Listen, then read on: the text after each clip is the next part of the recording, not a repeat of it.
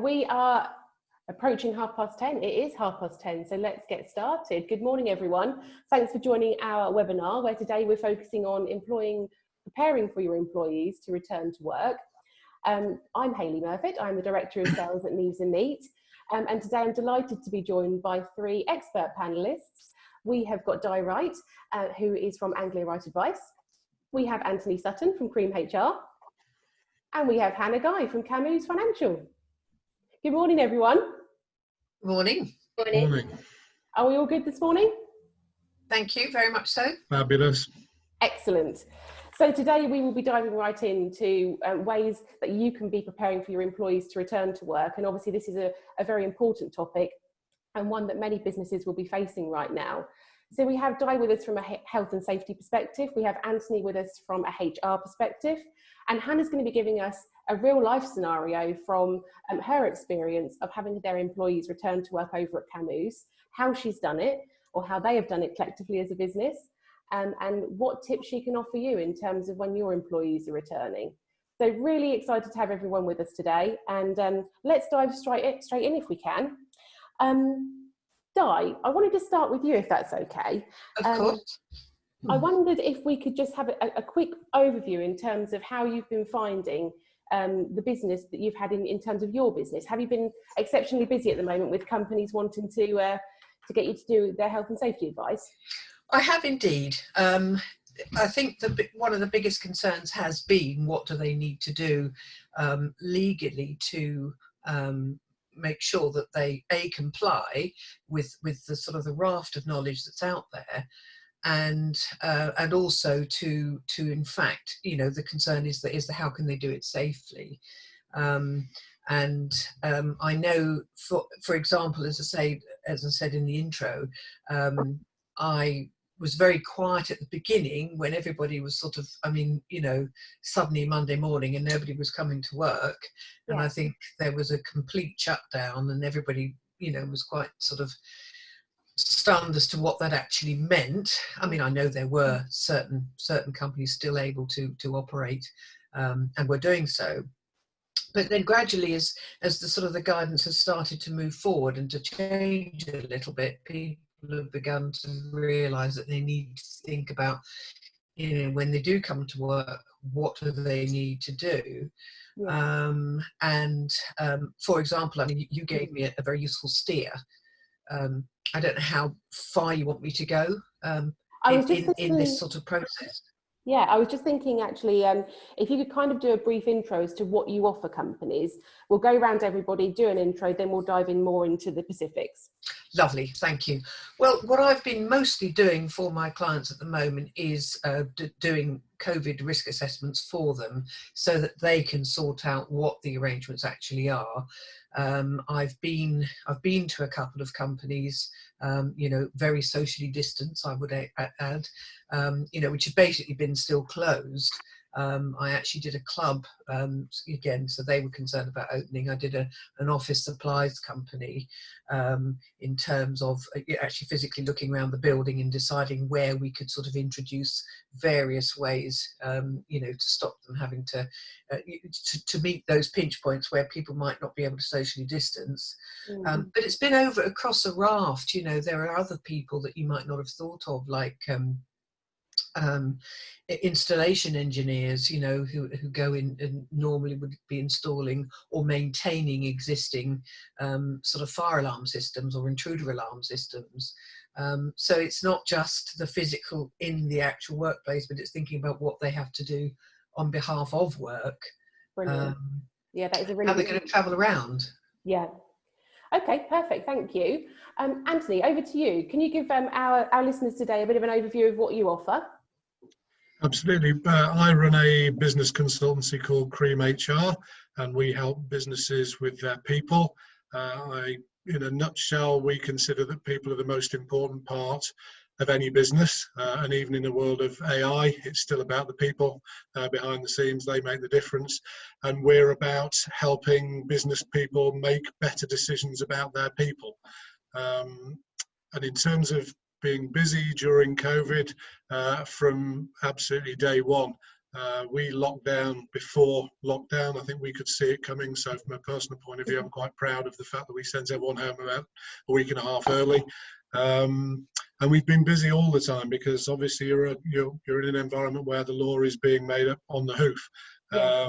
So employment law is a big core of what we do in interpreting and applying employment law. And it's a bit like living in the Wild West, and it has been for the last few months, where the law's literally made up one day, then there are some changes the next day, and then a different iteration, and then another one. So it's been interesting, but we've been there to help our clients from day one. So early days were people wanting to cut costs very quickly. Then the furlough scheme was introduced, and you realised actually we could get some of those people back into work on the furlough scheme. So that whole process has been really very dynamic, and we've not stopped from the beginning to now. As I was saying to you and Hannah and Di, I'm pretty time poor at the moment because it's just flat out. Excellent. Well, that's really good to hear from a business point of view, Anthony. Hannah, can I head over to you, please? Do you want to tell everybody a bit about what you do as a business and also what your role is? Yeah, of course. So we're a financial advisors company. My role within the business, I'm an administration manager, and I'm also a personal assistant to a couple of the advisors here. So we provide advice for mortgages, pensions, investments. And yeah, I look after the team, and I'm responsible for two of our advisors, which, briefly, before I go into too much detail, we're a company, we can work from home. It's kind of easy to be remote, but it does have its challenges. Obviously, we deal a lot with clients, and obviously most of our business is with clients. So that's an important part of my job role, especially, is to look after and manage those clients. So yeah, briefly, that's kind of a roundup of what I do and look after everyone. Perfect. In a nutshell, that was brilliant. Yeah. Okay, so we are going to start today with going over to Anthony, who will be talking to us about, from a HR perspective, the things we need to start thinking about now ahead of our employees returning. So Anthony, I guess that is the first question. As an employer, where is the starting point in terms of the planning for employees returning, and what do businesses need to be thinking about? That's a really difficult question, and I think one of the things that's probably most important in all of this is there isn't necessarily a set route for everyone just to follow. It's going to be very much driven by individual circumstances, whether that's the business and the needs of the business and how their businesses operate. So very different from a manufacturing company to an office-based business. So there's lots of other considerations. But I think the crux of this, from my point of view, would be it's very much about listening. It's been a very unusual experience for everyone to go through. It's a bit like, we've not been through a world war, and it's probably as close as hopefully we'll ever get to something like that in terms of the changes it's had on everyone's behaviour. So I think you've got to accept that a number of people will be very genuinely worried about coming back into work, as well as a large number of people absolutely delighted to be going back to work. So I think it's a question of really looking at what your business needs, and then speaking to your teams and your people and finding out how they are about things in terms of their general feelings, and listening to what they've got to say and listening to their concerns, and then devising your plans from there in terms of any specifics you need to do. And of course, employees are at the heart of every business, so taking into consideration their concerns and putting measures in place to make them feel safe and secure is really important. But thinking more about, if we do get into a scenario where employees really aren't happy about returning to work, where can employers go with that? It's again, in general terms, you will find that most people will be okay, and provided you put the structures in place in your business and the environment is one that you have complied with all the requirements that Di will go through, then most people will probably return to work safely. We've already come across a number of people who live with people who are at high risk or highly vulnerable from COVID, and obviously that creates a very different problem. Now, I guess in simple terms, from a legal point of view, it's the employee's responsibility to sort out their own affairs. And if we've created a working environment that is safe and sound, and we can prove that we've done everything we possibly can to create that environment, then there's little that should stop people coming to work.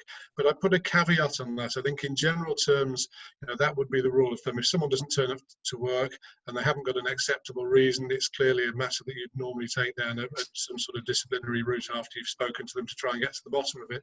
But in this situation, you've got to be fairly careful. I think the word reasonable is enacted in employment law, so it's a requirement for businesses to act reasonably.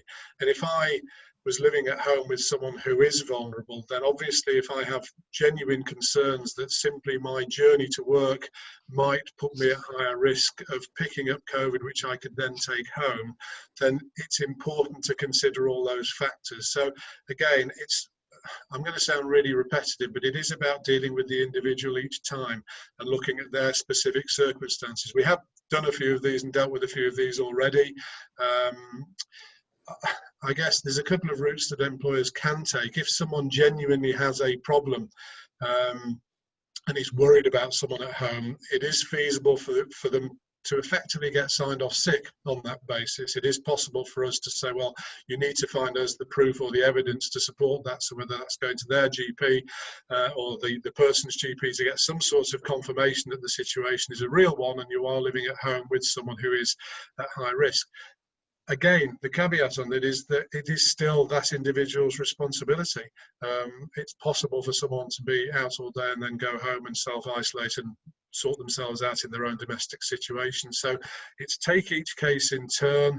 There will be people out there who will be abusing the situation and trying to, not want to come back into work, perhaps because they just don't want to. Most people don't. I think that the really interesting thing about this experience is the really great performance that most people have put in working from home. You've dispelled lots of myths from business owners about, if I don't see anyone, I don't know what they're doing. Well, we've worked for the last 4 months or so with lots of people working remotely and doing fantastic jobs. So there does need to be a lot of trust there. But ultimately, yeah, you can look for proof to try and get someone to effectively be signed off sick.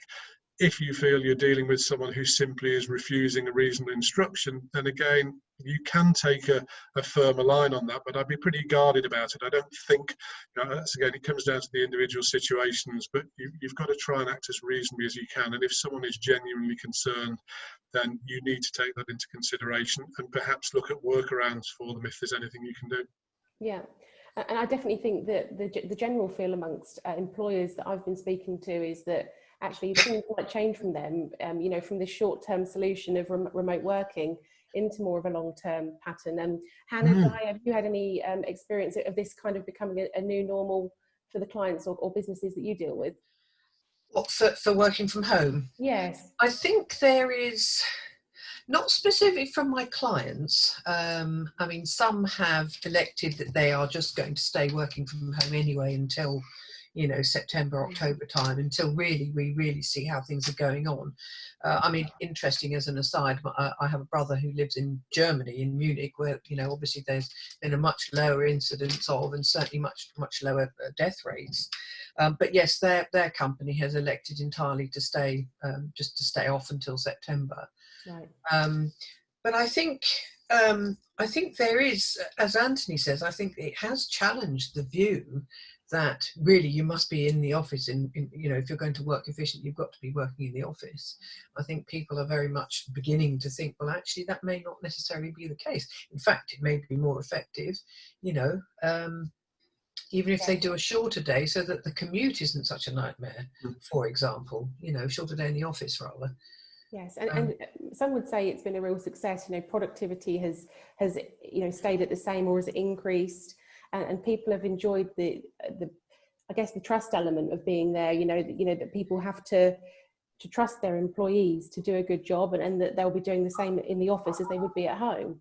Hannah, any comments on that? Yeah, a lot of the providers that we use have opted, they're still at home, so most of their staff are still at home. And also some of our staff, some of my colleagues have chosen to have a couple of days at home and a couple of days in the office, which works absolutely fine. But I think from lockdown, it's proved that it can work. And there's not much difference in if staff are working from home, and can still communicate the same. Absolutely. That's been quite a big change here, is there's not as many people in the office at the same time, which is proving to work really well. And we'll come on to that, because I'm sure Di will be touching on that in terms of getting people back to work safely. Yeah. Anthony, with regards to, I guess when people are returning to the office, maybe companies might be thinking about diversifying people's job roles. They might be thinking about, utilising everyone in a different capacity. What's your advice when it comes to kind of training, development, upskilling? Well, I think that's a really interesting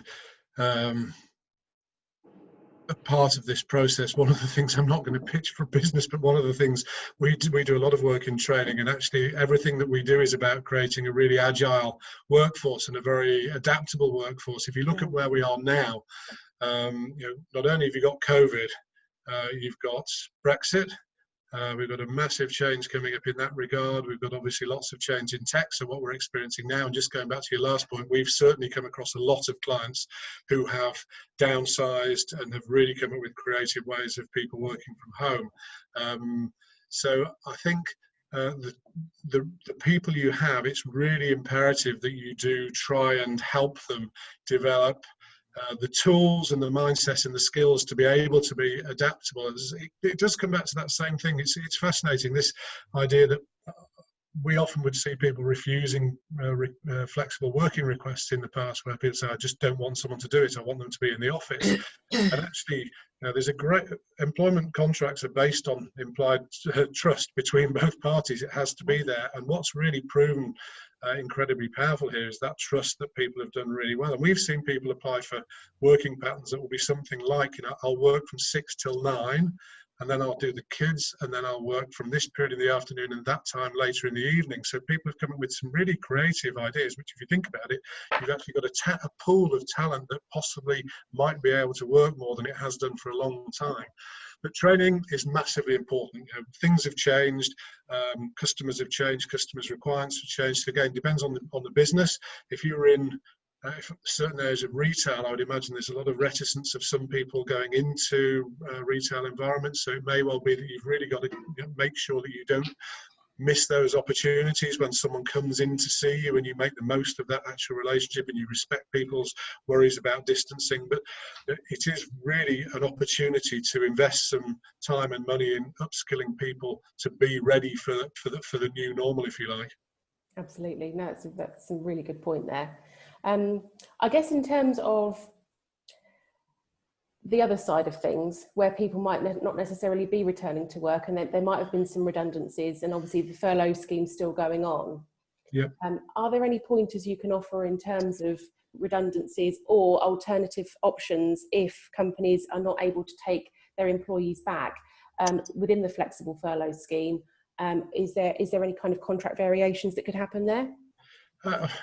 Possibly. Again, I think what's happened when agreeing to furlough is a change in terms. It's not we didn't have it in the legal framework in any way, shape or form until the pandemic began. So people are a bit more used to discussing changes in terms and conditions at the moment. So it may create an environment where actually you have the opportunity to come up with a different idea. In technical terms, redundancy is always about work. It's never about a person, it's about the work in the business. And if the work has changed in some way, whether the role has been made redundant because of that change. We've certainly been involved in quite a lot of reorganisation and restructure and redundancy as a result of this. So we've got certain people who are making redundancies now, so they waited for the furlough scheme to hit this point. Obviously, employers now have to contribute to those payments, and that's going to get more significant over the next few months. One of the things we've come up as an interesting solution is some clients have made redundancies, and then we've left the person the option to stay on furlough after the redundancy. So for example, if I was made redundant today, I can then work my notice for the next month where I don't need to work it, but I'm paid my notice while I'm on furlough, and I can stay on payroll on the furlough scheme until the end of the scheme, which is what it was designed for. It's perfectly legitimate to do that, which obviously then gives those people affected a lot longer to potentially get a new job. Now, yes, it does cost the employer some money, because you're paying a contribution towards that, but it's a lot less than the salary, and you are getting a lot of that money back. So there are opportunities to try and look at this differently. And I guess one of the other things we would talk to people about is, and I know this from first-hand experience running a business, it's been difficult. You're looking at all angles of your revenues and your costs. So it comes down to the argument of looking at the business. Now, employing and recruiting people is very expensive, and if you've invested a lot of time and money into valuable resource, it is worth just stopping and saying, well, is it possible that I can get some short-term emergency funding, which is obviously very available at the moment, which is at very low cost, to actually see me through if I genuinely believe that the business will be in good shape, say in spring next year, so I can effectively plug the gap financially for 6 months and hold on to those people? Is it more cost effective for me to take that approach or to make them redundant? I guess the challenge is it's very hard to predict the future at the moment. We don't know about the second wave. We don't know whether the vaccines will be available, how quickly, and if they will be successful. So it is hard for an employer to, with confidence, I guess, predict what the end of this year or early next year is going to look like. But it's certainly worth considering before you make those redundancies that you will have invested considerable time and money in those people, and it's worth exploring other ways, whether it's talking to them about different working arrangements, different contractual terms, part-time working as an alternative, of course, which you'd have to consult with them and they've got to agree with, or finding some finance for the business in a different way to see yourselves through.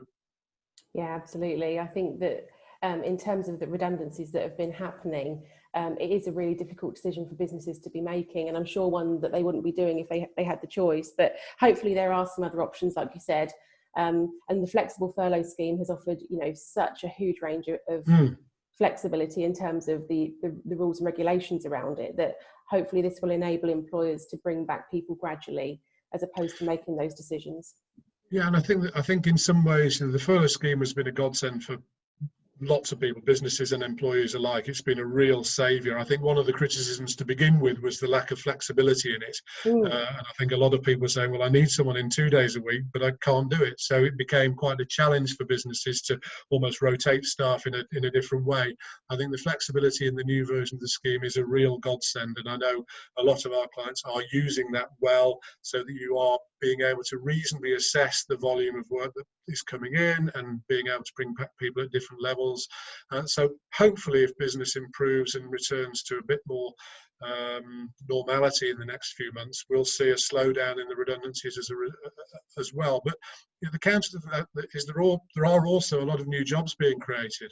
I saw Hermes announced, was it 10,500 jobs overnight? So there's a lot of other opportunity coming through at the same time. So I'm not going to just paint a bleak picture. I think a lot of people I've read have said that yes, we are in a really deep trough and we know we're in a recession, but it's quite unlike a traditional recession because of the situation, and there is a possibility that it will bounce back very quickly.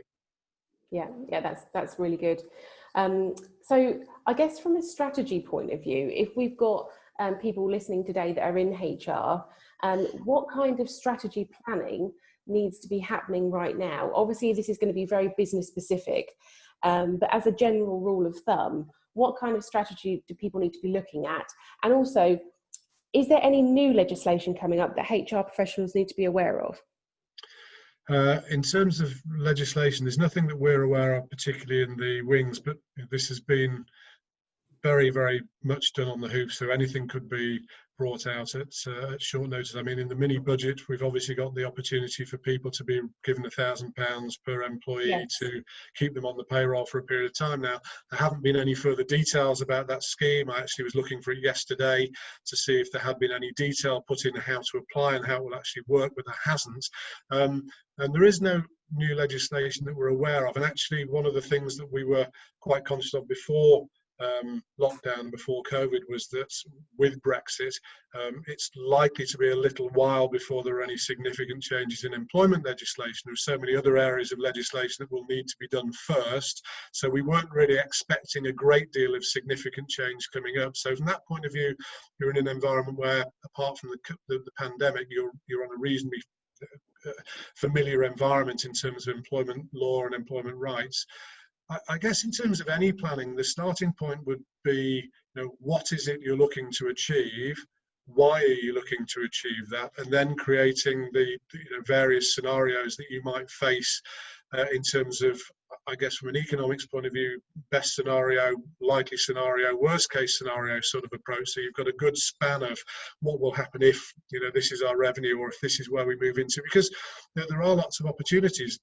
This that we're doing now, people were using Zoom and were using Hangouts and were using Teams before, but nowhere near the level that we are now. We're all so familiar, as Di said before, people being able to do this. So it does create opportunities for businesses to explore. So part of this is looking at, why are you doing something? Is it pure opportunism, or is your plan based on the fact that you've got really good abilities in an area that you can adapt and you can change and you can tweak to suit a changing world? And then it's about looking at the resources you've got in the business and how capable and able they are to fit into that new plan, and where the gaps would be, and what training needs you may have, or what recruitment needs you may have, and again, which people might not fit in the new organisation, and whose roles might need to go. So, as you say, very business specific, but I think it's the starting point is always just asking yourself that basic question of why are we doing it? Yeah, perfect. And I just wondered if we do have any kind of health and safety breaches in the workplace, people not complying, what kind of process would people need to follow for that? Again, if you're in HR? Well, again, it would depend on the nature of what you're dealing with. Always, the one thing about this part of this area of business and anything to do with employment law is it's never one size fits all. It's always down to the individual and the situation. I said I was going to be boringly repetitive, but it comes down to each situation. So it depends where the breach would be and what the breach is. I could certainly see that people will be making innocent mistakes where we're not used to working like this as human beings. When you meet people, it's perfectly normal to go and shake hands with someone, or if you know someone, well, give them a hug, or become very European and kiss on the cheek. It's quite possible that people will just inadvertently forget to do some of those things, because human nature is, I haven't seen you for ages, it's lovely to see you. And it's, you have to treat that reasonably and be, I guess, pretty relaxed about the fact that, give them have a conversation with them around the fact that they shouldn't have done this, but it's a relatively minor incident, and it's really just making them aware of the fact that you've got to stop doing that, and we do need to respect social distancing, and we do need to do things like that. I guess the other side of this is obviously where you may have situations where people deliberately do something. So you'll always have jokers in the workplace, and you'll always have people who think it's funny to do certain things. But when you're dealing with a situation like this, it's clearly not a funny matter, and there are a lot of people who are very worried. So you then have the risk of someone who maybe gets into very serious trouble employment-wise because they've played a joke on someone that might relate to them being at more risk of getting COVID, or at least putting them in a worrying situation. And the crux in that situation would always be that you've got to do a full and thorough and fair investigation first before you take anything further to decide what action you need to take. But it is these are the sort of things that are going to start coming out regularly now. I guess lockdown itself was relatively easy. It's one of those things where decisions had to be made very quickly. Everyone stopped. People behaved. People did as they were told. Coming out of this is far more complicated, because the scenarios that we all face, all of us on the call today, will have markedly different experiences. Even though we're generally office-based people, we work in different environments. How we get to work, there are so many variables going on that it will be driven by case. But I guess always think that word reasonableness has to apply. So if people have done something in error or by mistake, you do need to be fair and reasonable. If someone has done something deliberately as a joke that actually could have been quite a malicious act or quite a nasty act, then it comes into a different environment, and it needs to be dealt with accordingly. Yeah. Of course, we would hope at this point in time that no one would be doing that, and everyone maintaining that level of common sense around it. But yeah, thank you for covering that off, Anthony. That is really useful. Hannah, have you got any questions for Anthony following any of his advice there? Just back onto redundancies and letting staff go if you have to, because of obviously the current situation. We were in that kind of situation. We have had to let one of our newest members of staff go due to he was new, and we couldn't train from home, and it just wasn't going to work. What would you advise, like when we need someone in the future? How would you best approach that? Do you consider the person that you unfortunately you had to let go, do you recontact them, or do you start from scratch? How would you approach that? I certainly think if the person that you let go was someone you liked and was good, and you know had gone through a really good process to be at the required standard for your organisation, there's absolutely no harm at all in going back to someone, in my opinion, and speaking to them. Now, again, if I go back to the situation we have where we've got employees who've been made redundant or whose positions have been made redundant, who are still on the payroll as part of the furlough scheme, then it's feasible that that business may find that they actually get a ramp up in business from the back end of the summer, and they could go back to those people and say, actually, you know, we are in a position where we can re-recruit. So there's no issue around that. I guess you know, we come across this sort of thing quite regularly, and there is no set period of time that you have to sort of re-recruit or whatever. In simple terms, there's no legal requirement for you not to, you know, you can make someone redundant this week and then recruit next week. The law around that is obviously the individual's rights to claim unfair dismissal. So if you've terminated someone's employment through redundancy today and next Tuesday you go and recruit, clearly they'll have a case to say, well, my role wasn't redundant, you just got rid of me. So provided it's not to do with personality, I would certainly say that there's no harm in going back to the people that you let go. And part of that is how well you've handled the recruitment process. It's the best way to handle it. I use a phrase which is, you know, you should be able to sit naked in front of someone. You've got nothing to hide. A redundancy exercise is not about playing games. It's a genuine situation, and we're not wanting to lose you. We don't want to get rid of you. We've got a horrible situation to deal with, and you can look at every bit of me and I'm not hiding anything. And in that scenario, if you've done it well, hopefully after the individuals concerned have got over the upset and the shock of losing their job, they will realise that you're a human being as well who are doing a pretty difficult job, and hopefully the relationship can remain reasonably intact.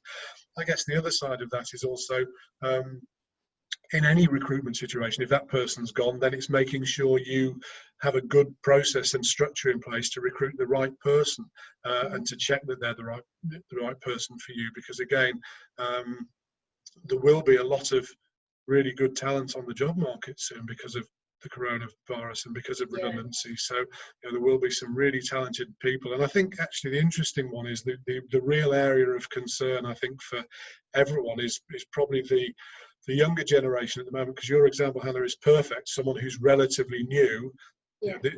Obviously, you know, new people, you don't get full employment rights for 2 years, so people are very easy to get rid of, for want of a better phrase, within the first 2 years of their employment. They don't have those rights other than generally around breaches of contract or discrimination. And so they're a very expendable commodity. And I guess your situation will not be different from lots of other people who simply recruited new people and haven't been able to train them because of COVID. And they are on the job market. So yeah, I would actually think it's a great approach to go back to them if you could, on the basis that you know them well enough and they've been through a process. But there will be lots of good, talented young people on the job market. Yeah, lovely. Thank you. Brilliant. I should just mention, if any of you do have any questions, please do drop us a question via the Q&A section below, and we'll be going on to those at the end. Thank you. Okay, so Di, coming over to you. Obviously, health and safety, we could have probably done a whole episode on it, to be fair, because it's so broad at the moment. But could you just talk us through, for employers to be actually complying with legislation that's in place now, for employees returning to the workplace, what things do employers need to be ticking off to make sure they are compliant? I will do, no problem at all. Can I just ask, can you all hear my dogs howling away in the background? Because if so, I do apologise. A little. If you can't, thank you. I think the postman must be here. I mean, I've got the doors closed, but anyway.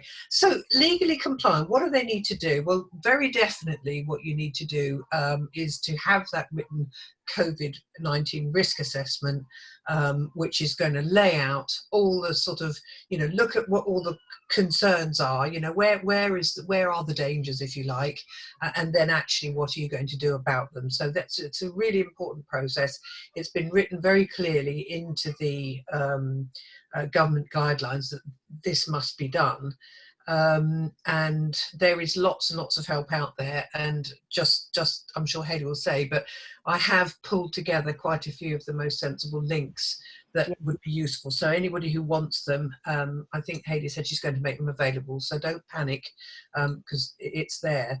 So you need to do that risk assessment. I would say it's very, very much best practice to put together a short policy statement, which is basically going to share that significant information from your risk assessment.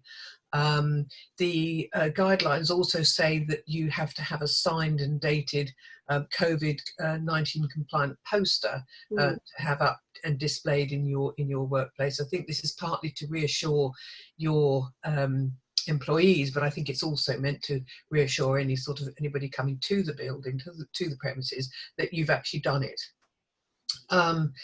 You then obviously need to support that with all the appropriate signage. So those are the sort of written things.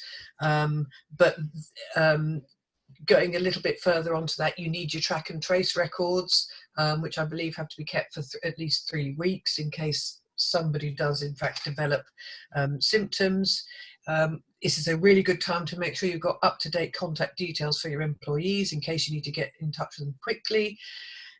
Don't forget your people that are working from home. They ought to have some sort of an assessment on their setup to make sure that they're not actually working in incredibly either unsafe conditions or unhealthy in terms of, sitting with the laptop sort of hunched over the coffee table, not the perfect setup, and you're going to buy in all sorts of, aches and pains, or what's called in the business musculoskeletal disorders, which is why I prefer to call them aches and pains.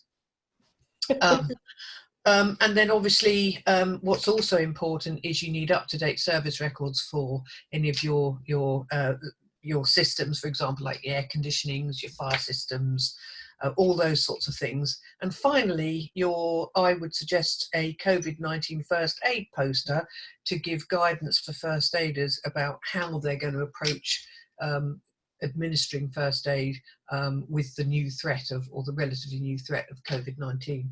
And this is a really interesting point, and one which Di highlighted to me the other day. She very kindly reviewed our risk assessment for us and highlighted on there about the first aid element. Di, could you touch on that? So from a point of view of advice on that, what is the guidance around mouth to mouth, for example?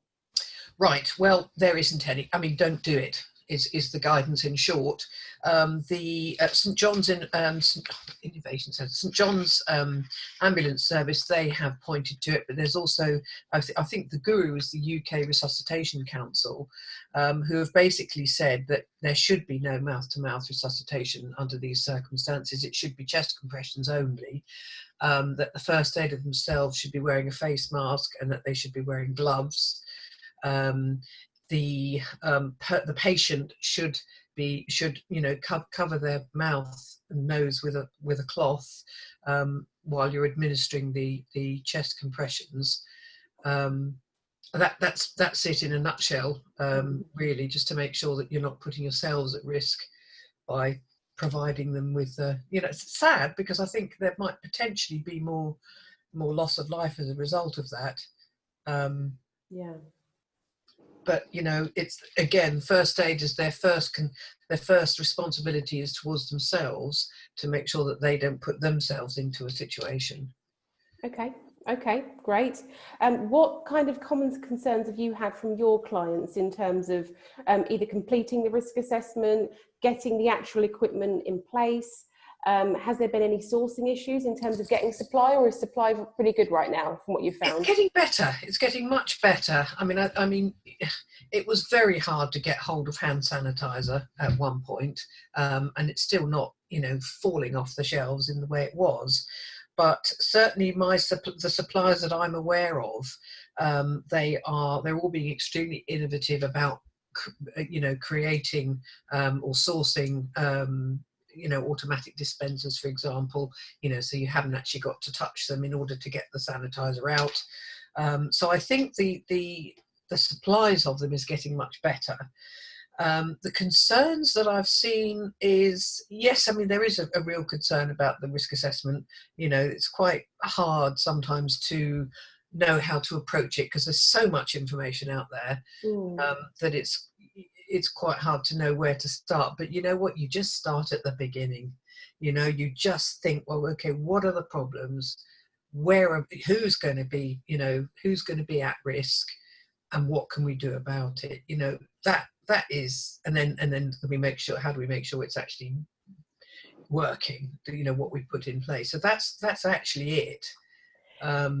Yeah, I think the other thing is, some people that everyone has a varying level of concern around, safety now. I think some people are more potentially more relaxed. Other people are very heightened about it. So if you have a risk assessment that you're doing, do you include everyone's input into that and make your measures accordingly, or do you do it and this is actually what's reasonable based on my judgment? No, I think it's really important to involve the people concerned, because they have actually got the experience in their particular setup. That for what they do, they're part within the company. They are the experts at how they do it, and they will be able to tell you very easily, or the person doing the risk assessment very much more easily, what the difficulties are going to be from their perception. Yeah. And in fact, if their perception is different to yours, then that's an important thing to pick up in any case, because it's either a training issue, or it's that the management themselves actually don't really fully understand the process. Mm-hmm. So that's an important part, and I think this is very much getting back into the HR side of things, where you're making sure that both sides are being appropriately heard. And the other thing, of course, is that if you involve people in it, they're going to be far more likely to follow the procedures that you end up putting in place. If they've had part of that, and they don't think it's a totally ridiculous thing because you just waltzed in here and said, well, this is how thou shalt be doing it, they're going to be far more willing to try it, even if it's not their favorite choice. You said, well, look, we need to do it this way because of so and so, that you may actually get a much better following or take up if you involve them, I think. Okay. So with regards to the risk assessment, could you kind of give us some top tips when we're completing it on what we should be doing to make sure that we're being fair, our control measures are good? So yeah, fire away, Di. What's your top tips? My top tips, right? Okay. Well, I went very much down the route of thinking, what am I going to put in this risk assessment? And so I thought, well, let's look at the very beginning. What preparations would I need to make to reopen the building? It's been unoccupied for a while. How do I make it safe? How do I check that it's clean, that all the building systems work, such as the air conditioning, if we have it, or fire alarm systems, intruder alarms, lifts, hot water systems. We need to make sure that we've run everything through, run the systems through, so we haven't got any potential problems for Legionella risks.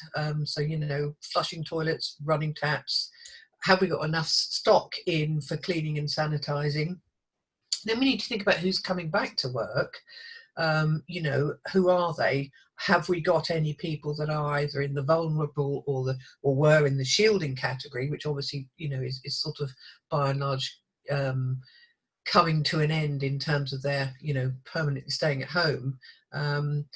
But who are they, these employees that are coming back? Are you going to have people who have actually had, they're recovering from COVID-19 and they've not yet recovered fully, and so they may need, consideration. You almost inevitably, there will be people who have, who are bereaved because they've actually lost people, and so they've obviously got, you've got a mental health well-being issue there. And I think we alluded earlier on to, what about if there are people who are living with people who are highly, very vulnerable? They are going to have these concerns about coming back to work. So you need to know who is coming back. think about what the risk of airborne transmissions are in your workplace. Like, for example, if you do have air conditioning, if it's an air recirculating system, where you're sucking air from one room and plonking it out in another room, it's a good recipe for being able to spread any virus that's in the air. And just generally, if you've got poorly ventilated areas with lots of bodies in it, who are potentially coughing, sneezing, singing. If you've got happy workers, lots of singing, so they say. But think about where are the most likely airborne risks, if you like, and ditto. Surface risk perhaps is even higher, in terms of, think about hot desking. If you are thinking, well, okay, we can't have everybody back in, so let's have half working at home and the other half in the office, and then we'll swap them over. You've got to make sure that you are cleaning those desks good and proper, telephones, keyboards, all that stuff. And that was an interesting point, actually. Again, Di, the recommendation there was from yourself was 3 times a day. Yeah, absolutely. That seems to be, other sort of colleagues that I'm associates, if you like, that I've been talking to, they seem to feel that just once a day isn't sufficient. Now, you might be able to, again, in a smaller office, you might be able to sort of divvy it up and say, look, okay, you keep the kitchen clean, you keep the reception area clean. Everybody's responsible for their own desks and keyboards and phones and so on. And somebody gets the enviable task of doing the loos at some point. Again, it might be that you have to think about having clean, if you have external cleaners, maybe you have to increase how many times you have them come in. It depends really what works for you. But certainly cleaning and certainly the common high touch areas, whether it's door handles, push plates, what's the other effect, light switches, on off controls, taps in loos, telephones, that's always a good one, isn't it? Printers, photocopiers, kettles, the list is endless. Absolutely. So in terms of, I guess the track and trace thing is something I wanted to pick up on, actually, because obviously most companies would have like a visitor sign in. How much additional information and what kind of template headlines would you need on that track and trace document? And is there a template accessible for anyone to download? I don't know is the short answer to the template. It's something actually I'll have a look for and see if there is such a thing. I would suggest you basically need obviously the person's name and their contact details. Telephone number is probably the easiest. Yep. I don't know, Anthony, what's the situation with if you wanted to ask people for their personal home addresses? Is that something we can do?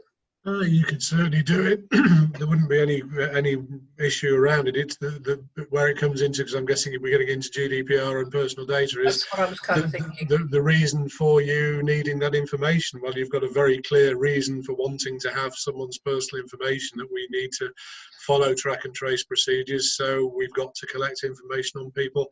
I guess the follow-on from this is making sure that we discard that information within a set period of time, and we don't sit on it for suddenly have huge amounts of personal data that we don't need.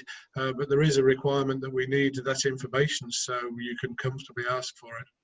And actually, if we relate it back to the reporting of injuries, diseases and dangerous occurrences regulations, which I'm sure you're all highly familiar with, we do collect that. If somebody's filling out an accident form, they are expected normally to put in their address, their personal address, particularly if they're not an employee of the company. So yeah, I would say name, quickest means of contact, for telephone number and address for sure. And it would be helpful probably to have the company that they're coming, so slightly extended or a slightly enhanced version of your visitor's book.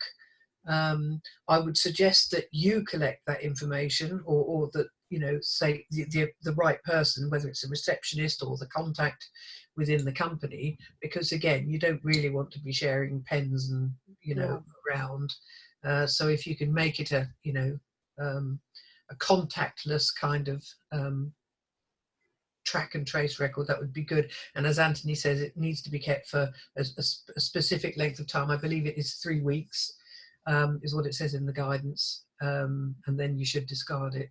I guess it's just long enough to make sure that if anybody contracts it, you've got the right people to be able to contact. Yeah.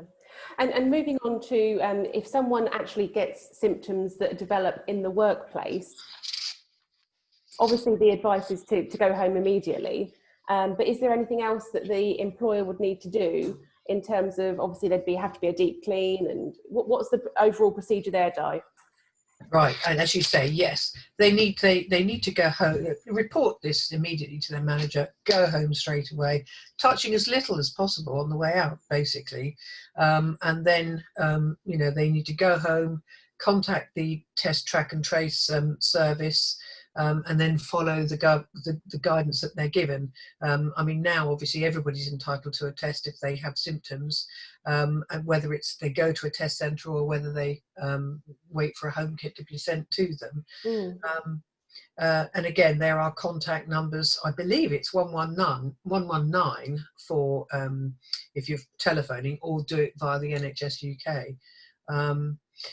From an employment point of view, again, we need to make sure that the work area where the person has been, in any sort of areas specifically, it should have a proper deep clean, a proper disinfection. And again, the government has very kindly given us advice on, what that cleaning procedure should look like. Advising employers, again, you've got to be careful about the employees rather not giving, not going outside the sort of the data protection, the privacy laws, but that you may need to inform them that there's been a case of suspected COVID and to self-monitor for the next 14 days. And if an employee tests positive, then obviously the track and trace procedure will have to be put into place. If you have if you're unlucky enough to have multiple outbreaks in your workplace, then you need to contact the local health protection team. Again, in East Anglia, this is Thetford, but there are separate, there are links to this, which I've given you. So that's most. Yeah, and from my experience of having a COVID test, I know that they're currently, at the time when I had it, they was running very efficiently, and I got my results within 24 hours. So, oh, brilliant! Yeah, so it was a very efficient setup that they had. Okay, so Di, just to highlight one thing with regards to the risk assessments, how often should we be reevaluating these? Obviously, when the guidance changes, of course, but in terms of making any amendments, is it literally a case of as and when you feel there might be allowances to change a certain aspect? I think in the very early days, because this is such a new thing for us, I would suggest actually that you formally risk assess, reviewed that risk assessment, at the end of the first week. Really just look at how is it all working? Have all the procedures been put in place? Are they being efficient? Are they being followed? Are there any difficulties with them being followed? It might be that, again, if you talk to your staff, they might say, well, yeah, but it's a real pain having to do that. So you might have to juggle it. So I would definitely do it at the end of the first week. I would then think about obviously you've got to keep your ear on the ground all the time, but I would then suggest perhaps monthly, for a month or two or possibly 3, just to make sure that everything is well. And then I would, when your experience tells you, when you see what's, if there's very little changing, then there's not much point in you keep doing it. But a review doesn't have to be a great big long lengthy process that takes you a couple of hours. It's really about what's different. Yes. So okay. Yes, that's what I would do. Perfect. Hannah, Anthony, any questions for Di on health and safety? Yeah, just our clients, we obviously have a lot of clients come into the office, and we're going to start introducing that back into August. We have taken some precautions, so all of the doors upstairs, because that's where the meetings happen, are being left open, so they don't have to touch the handles, disinfecting before and after the meeting. What else would you advise for us to do just to be extra cautious for the clients? Again, ask them to sanitise when they first come in. That's certainly a good thing, and obviously allow them to do so when they go out as well. Yeah. Just checking the doors that you're opening, they aren't fire doors, are they? No. That's a good thing, because obviously you don't want to be doing that. Again, strictly speaking, if you're there, if you've got a fire door open in your office, in itself, it's not illegal while you're there. Yeah. But the problem is, you could just pop to the loo, and that could be that moment. So it's better to just close it or have it on. If people insist on having things on automatic, they want to open it, then you need to think about upgrading to an automatic closer system where you can have it open, but if the alarm goes off, it'll close. But yeah, it's really just minimizing how much they come into contact with. So make sure that there's not a lot of rubbish all over the desks and things or the meeting tables. Have it nice and clear so it can be quickly and easily cleaned. Yeah. Thanks, Di. Anthony, anything from you on that for Di? I guess along the lines of one of the questions you asked me, Hayley, was I suppose the appetite from the HSE in terms of how they're treating breaches, because whilst I suppose we'll all accept there are always going to be a number of unscrupulous employers out there, that we know that people who will abuse the furlough scheme and all of those things. Most business owners will be very honest, decent people, and I guess it's what the likely consequences of, I suppose, innocent breaches would be. Great question. I think that the HSE, I know that they are stepping up, that they are going out and doing spot checks because they want to be very sure that people are complying, and I think they'll be quite hard on companies where there is a significant breach. I think that most of the time, on a first offence, as it were, they will be reasonable. They will want to educate rather than prosecute, but there is no doubt that they will be willing to prosecute if it's significant, or if somebody is just not taking their advice on board. Yeah. Okay. And it'll be for things like they haven't got obvious social distancing procedures in place. Okay, thank you, Di. That's great. Again, if you have got any questions for Di, please do drop us a question on the Q&A section below. Hannah, now this is great actually, because you're a real life example of having your employees in work at the moment. Obviously, you've mentioned that some of them are remote working, and that's working really well for you as well. But tell us, how have you done it? How did you communicate to your employees, take their concerns on board, and how's it feeling being back in the office? To start with, being back in here is a lot better. Working from home, like I said, it did work, but you miss the environment, you miss the kind of schedule that you're used to, getting up, going to work, and being with people, I suppose, was the biggest thing to get used to, was being on your own at home. We had Zoom catch-ups every single day. I have a meeting with my team every morning. That didn't stop. We made sure that still happened. So it kind of felt a little bit more normal. We tried to make it as normal as possible. But yeah, being back in the office, it's changed a bit, obviously, because of we've had to separate people, make use of all the offices to make sure everyone's apart. But yeah, being back here is a lot better, and it does feel like the new normal, like everyone's saying.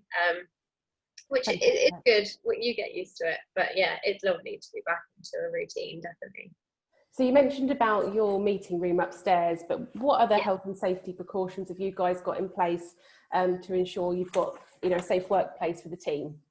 Yeah, so we've got hand sanitizer station as soon as we come in the door.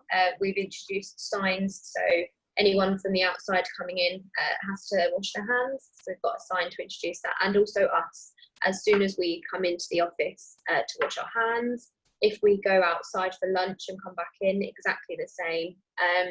We've got antibacterial wipes and gel on our desks, and every time, probably is twice a day we do them as soon as we get in, when we get back from lunch, and also if we pop out and pop back in again, we'll make sure we're anti-back in the desk.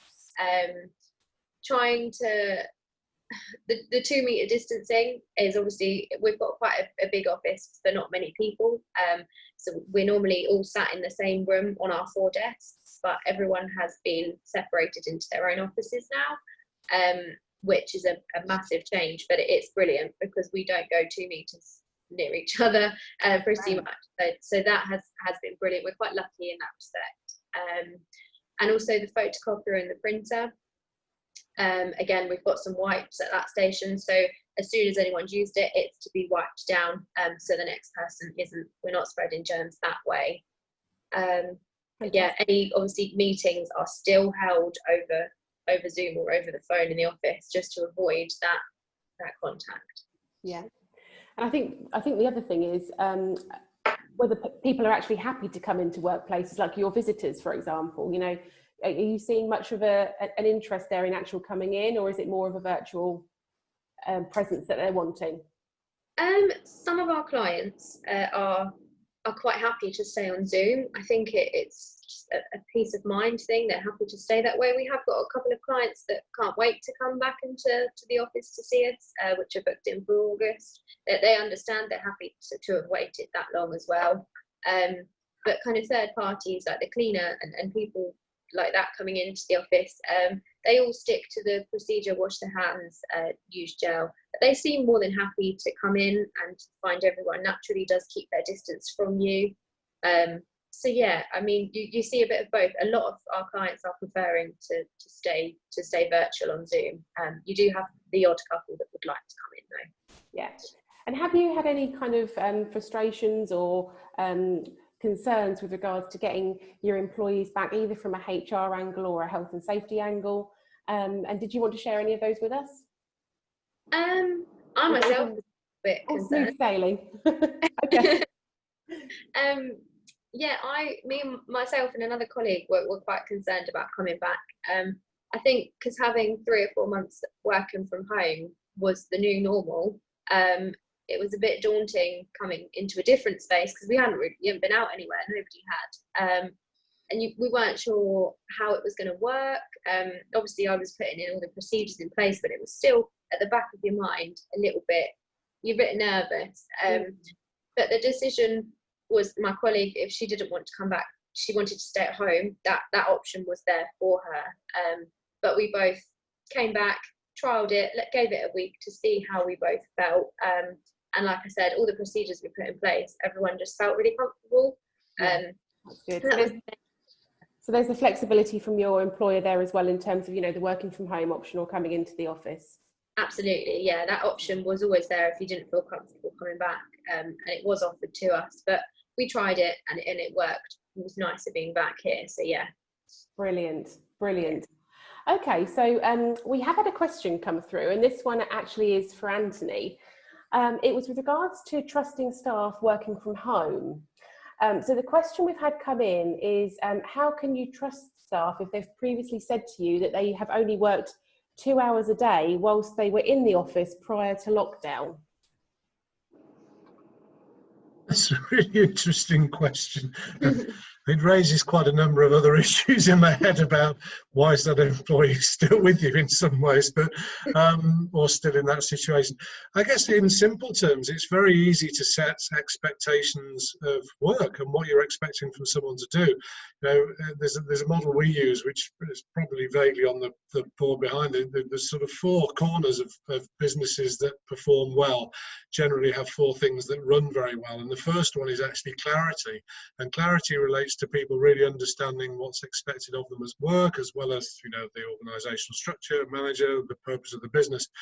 But if your employee is in a position where you're able to set very clear expectations of the outputs you're looking for from them, then you can manage the volume of work that they're doing. So if someone isn't performing well enough, you know, I guess the challenge then is, if their performance was of that ilk before, what are your expectations of the work that you want them to do? But it's very much about you setting really clear targets, goals, expectations around your teams regarding what they're going to be doing. In some roles it's easier than others, but you can do it in every single role in any organisation. Okay, perfect. Thank you, Anthony. Any comments on that, Hannah? What did you think of that answer there? Yeah, I mean, trust is a big thing, obviously, working from home, and it kind of it got sprung on everyone. You kind of thrown in at the deep end when it was announced, because we were going to trial working from home the week that we had to as such, so we didn't get that. And I think if you trust, like we trust our employees here to do their role and work the 7 hours we're here. So I think that trust just came automatically. And we didn't feel once that we needed to kind of check up on, well, not check up, but you know what I mean, like kind of see what people were doing. We didn't need proof of that. I think it's a natural, you just naturally trust your employees to do that. So you trust them at home to make sure they're doing their job properly. Absolutely, and obviously you'll see that in terms of the results that they're doing and the work that the output that they're giving, really quickly. I think if it's that big of a difference. Yeah. So okay, we haven't had any other questions, but yes, sorry, Guy. Yes. Can I ask a question of Anthony, please? Yes. Can an employer insist on seeing test results from COVID-19 tests of their employee?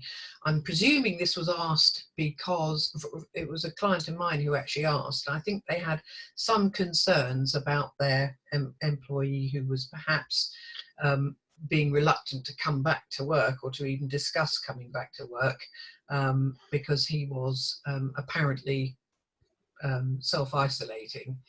It's a really difficult one, because it's not, it's, when we were talking about people who might be worried about coming back and effectively going to the doctor to get them signed off sick if they're with a vulnerable person, it would be in the same realm. You need to get consent from someone to access their medical records, and we have to seek that from employees. And I would imagine that even in this emergency situation, that would still apply. So we'd still need to inform the employee that we want that information, and then write a letter to them, which obviously we can do via email, and then send a consent form that they agree to conform with the act that they consent to give us that information. I would certainly imagine they are still able to hold that and withhold that information if they choose to. Right, Yes, okay, right, that's interesting. I've got a second trickier question as well. Can I ask that, Hayley? Yes, Di. Yes. There's been quite a lot of suggestion that there are certain parts of society that may be more susceptible to COVID, and I was thinking very much from the Black, Asian, and minority ethnic groups. And they've had a particular mention in terms of the fact that there is some early evidence that they may be more susceptible. At the same time, the guidance is being very clear to make sure that we aren't positively discriminating, which kind of makes it very difficult when you're trying to offer a guidance. And I think the way I've gone about it is potentially putting certain characters, people with certain characteristics, putting them into the vulnerable category, so not shielding, but in the more vulnerable, and therefore thinking, well, okay, maybe they shouldn't be on the front line. But have you any advice on that? I think it's really, as this evolves, we're seeing lots of interesting information coming out from lots of the analysis and the assessment. So there are certain sectors of the community that seem more vulnerable, but you've similarly got that with age. So you've got to be very careful around how you deal with any of those matters. I mean, it comes down to, you've got a fundamental duty of care as an employer anyway. So if you feel that you've got a situation where you are likely to be putting someone that you consider at higher risk in a position that is risky, then you need to make a sensible decision with that person to discuss that with them. I mean, it's a bit like, as we're coming out of this, from some of the things I've read, that it's an unusual virus that doesn't, the herd immunity side of this doesn't seem to work. You don't build up long-lasting resistance to COVID-19, and men build better resistance to it than women. So you've then got another argument to say, well, so in some ways, I think it comes down to, you've got to act reasonably, and if you do feel you've got people who are more vulnerable, then logically try and take the appropriate steps that you can to prove that you've acted as reasonably as you possibly could. And I guess very much in consultation with them. Yeah, I think the one thing that I've seen from this, because where you're getting hotspots at the moment seem to be from areas where you've got very high densities of people working together closely.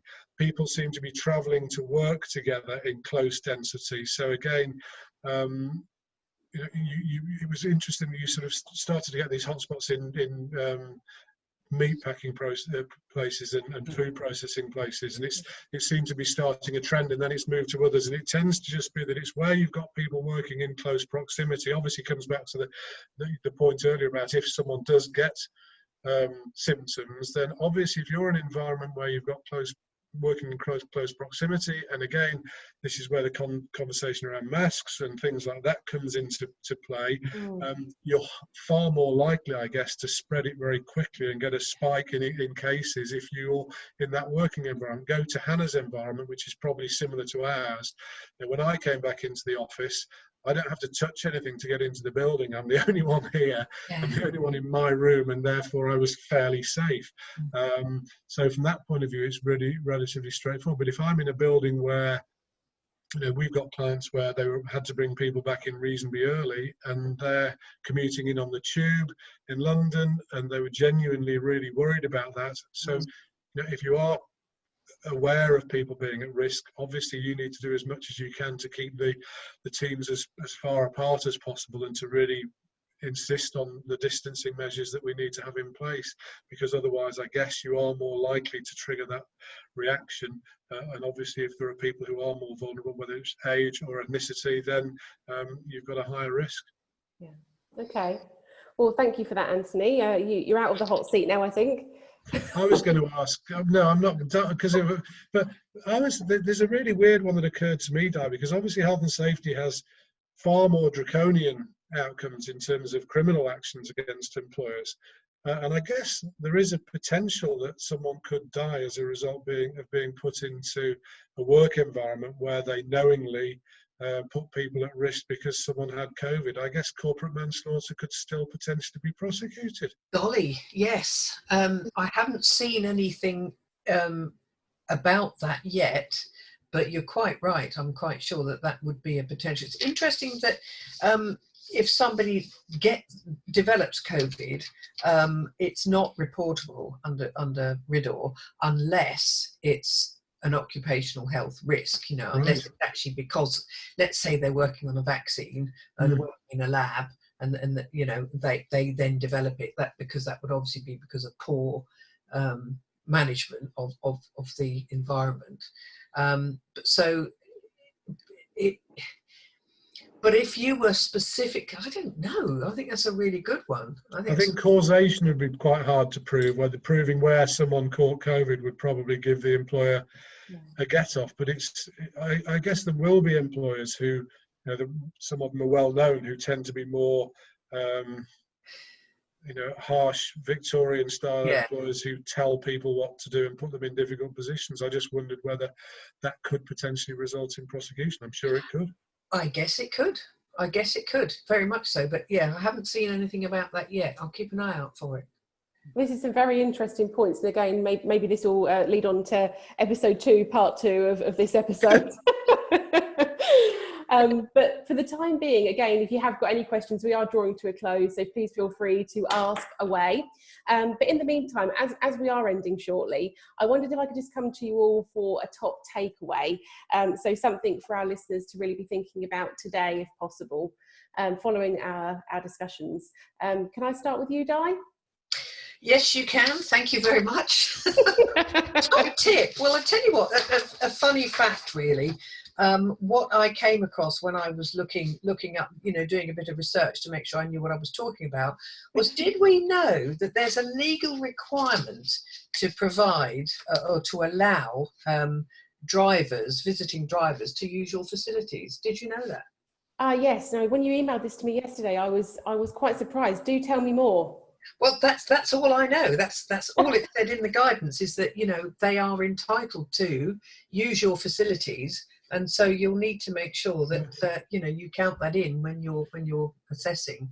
But I think the most important thing, I think my top tip would be, don't leave it to the last minute.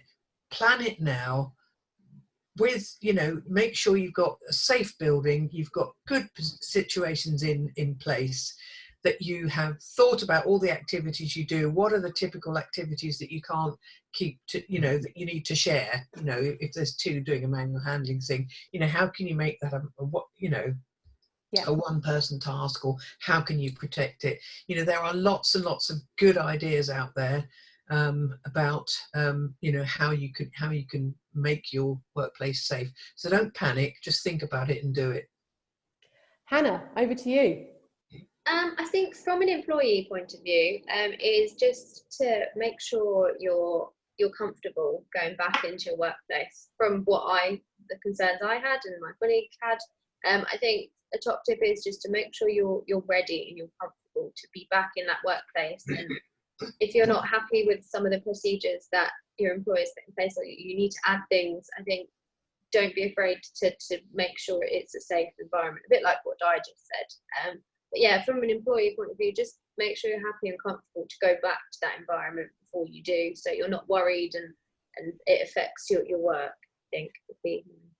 That's a really good point. And just to recap, Hannah, you kind of did a trial, didn't you? So you wanted to trial being back at work to make sure it was good for you, and that's worked and proved successful. So that's really good. Definitely. Perfect. Anthony?